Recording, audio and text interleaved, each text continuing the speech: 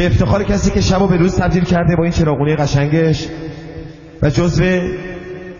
فیلمبرداران خوب و حال حاضر استان خراسان و جناب حسن آقای داد محمد عزیزمون که جزو باشگاه خبرنگاران استان خراسانه و آرزوی بیار و جناب آقای خورم عزیزمون، دوست دارم به افتخارشون برای رفع خستگیشون یه دست قشنگ بزنید.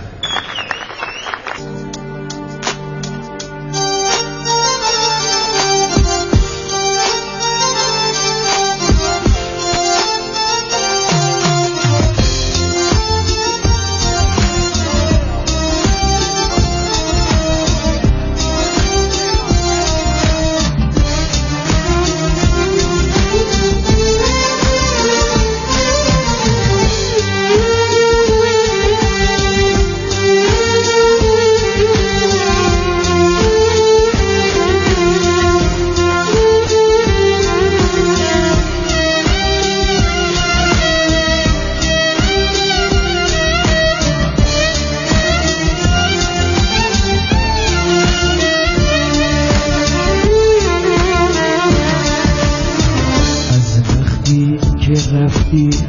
دل پر درده، بی تو این زندگی ساکت و سرده، تک و تنهای خونه نشینم، قصه و غم نشسته در کمین، هنوز به عشق زنده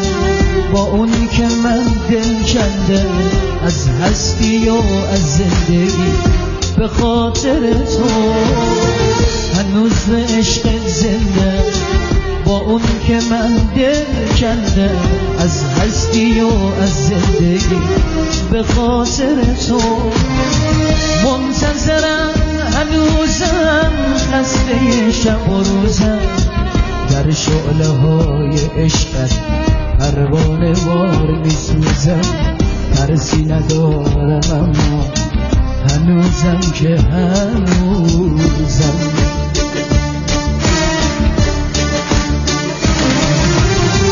میخوام که جونمو بدم یه خار توی دستات نره، حتی یه ذره گرد و خور تو معبد چشمات نره، میخوام که هر جا که باشه به خاطر گریه کنم، تو لحظه های بی کسی دنیای بدی اونقدر اسیر عشقتم، میخوام که جون فدات کنم، میخوام که دنیا رو بدم، فقط یه بار نگات کنم، بگم که محتاج توام، رو شونات تکیه کنم، عمرم جونم عشقم تو این دل نمیکنم.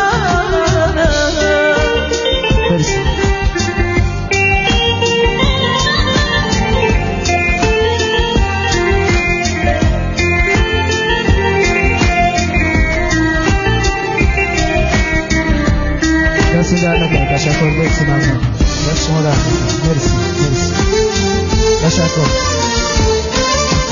سلام، دست شما در نکنه، مرسی، ممنون، مرسی.